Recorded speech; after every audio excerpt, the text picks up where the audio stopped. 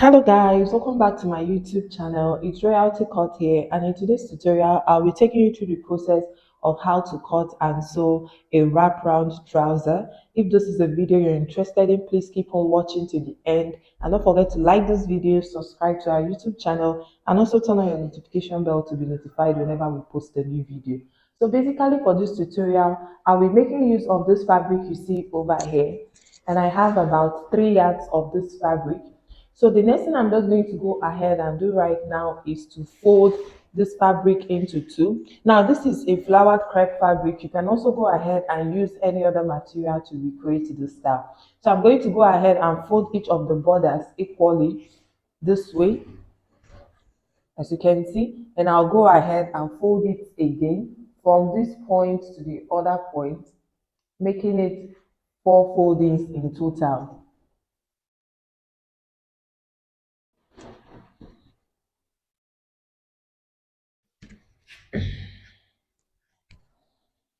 After folding the fabric into four, just like you see over here, now the next thing I'm just going to go ahead and do is to impute the measurement. Now, whichever measurement that I'll be taking will be from this two folded edge and not from this edge that has an opening. So I'm going to go ahead and mark a line at the tip of this point that will be serving as our waistline.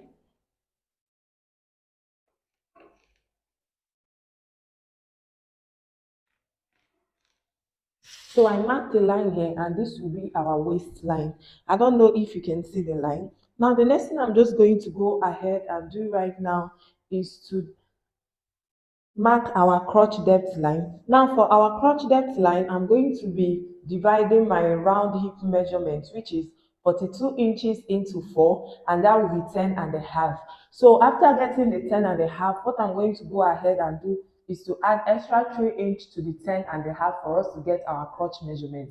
Now note that these 3 inches that you'll be adding to your round waist measurement can work for everybody. Your round hip measurement can work for everybody. So adding 3 inches to 10 and a half inches, I'll be left with 13 inches, 13 and a half inches, and that will be our crotch depth line. Now this 13 and a half inches makes it not to be a fitted pant. Like this wrap dress is going to be a little bit free, so you don't want the crotch area to be that tight. So from this waistline, I went ahead to mark 13 and a half inches. That is our crotch depth line.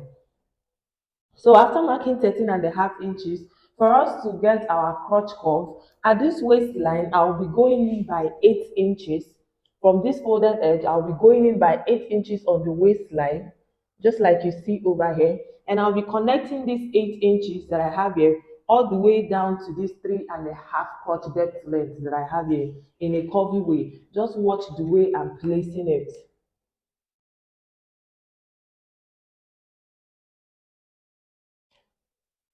Now you can also go ahead and use a free hand to do this, but if you have your curve ruler, it's also fine. So as you can see, I went ahead to connect from these 8 inches that I added at the waistline to this crotch depth line, and I connected it in a curvy way, and this is what it is looking like. Now the next thing I'm just going to go ahead and do is at the waistline, I'll be going in by my round waist measurement divided by 4. So my round waist is 32 inches. 32 inches divided by 4 is 8.25. So from this point that I marked 8, I'll go ahead and mark 8.25, which is my round waist measurement divided by 2 divided by 4. And from this point that I added 8.25, I'll be adding extra 8 to 9 inches for the folding. Now, this 8 to 9 inches is optional. If you don't want your trouser to lap too much, that in the sense that you don't want each side to cover each side so well, just go ahead and add either 5 inches to it. Now, the purpose I added 8 to 9 inches is for both the folding, and I want the lapping to lap very well. So I added extra 9 inches after dividing my round hip measurement at this point. And the next thing I'm just going to go ahead and do is to extend this line all the way down to the full length of this trouser. Now for the full length of the trouser, I'm going to go ahead and place my tape rule at the waistline here. And I'm working with the full length trouser of 47 inches. Now this 47 inches is the floor length. So I'm going to go and mark 47 inches all the way down to the full length of this folded fabric. After marking the 47 inches, from this point that I marked here, I'll be connecting it all the way down to the full length of this pant.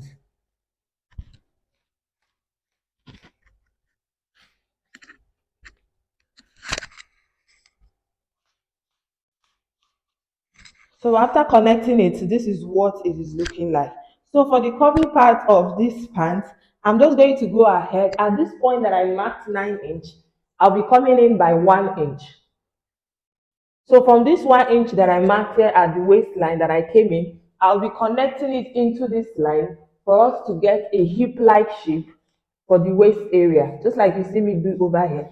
I just had to blend the 1 inch into this line that I have here. And that will be that for our wraparound trousers. So I'm just going to go ahead and cut this out.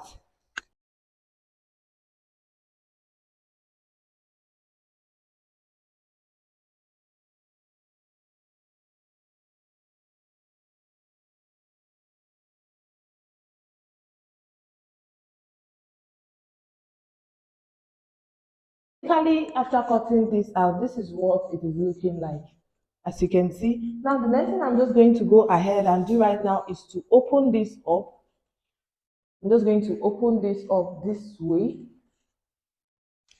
And we have two pieces here in total. So the next thing I'm just going to go ahead and do right now is to go over to my sewing machine. So from this point at this waistline, I'll be sewing it all the way round to this other point with half of an inch. I'll be sewing from here all the way round with half of an inch. Finally, after sewing round the neck area, the curvy area that I showed you earlier, I'm just going to go ahead and notch it all the way round for it to relax very well. So I'll notch it.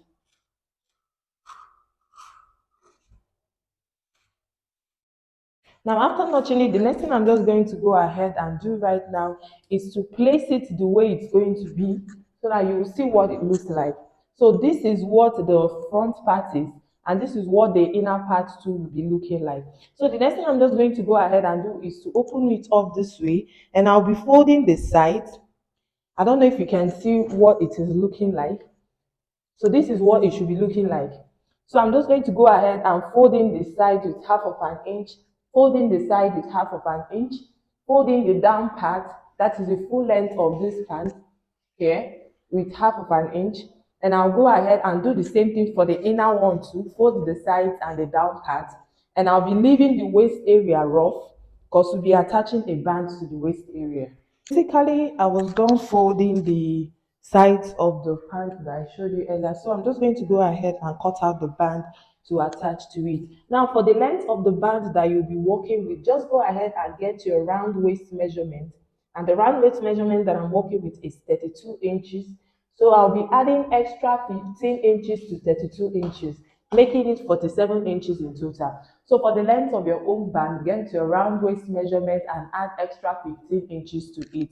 So mine is 47 for the length of our band. So this is unfold already. So I'm just going to go ahead and divide 47 into 2, and I'll be left with 20 23 and a half. So I'm just going to go ahead and cut out 23 and a half, and I'll be adding extra 1 inch for the folding part of it, just like you can see here.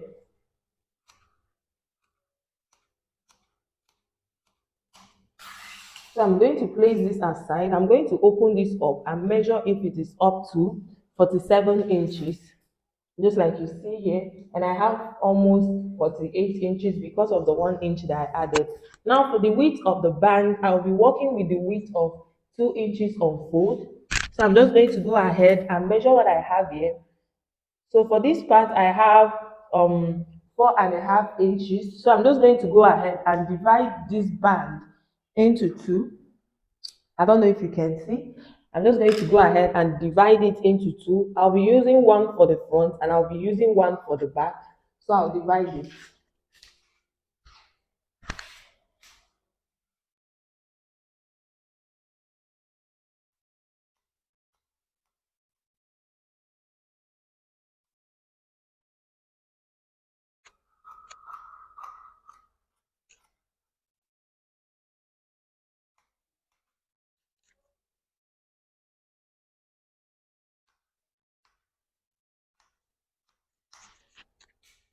So after dividing it into two, the next thing I'm just going to go ahead and do is this band that you see here already have a fold, while this one is already slitted into two. So what I'm just going to go ahead and do is to turn one of these bands to the right side this way.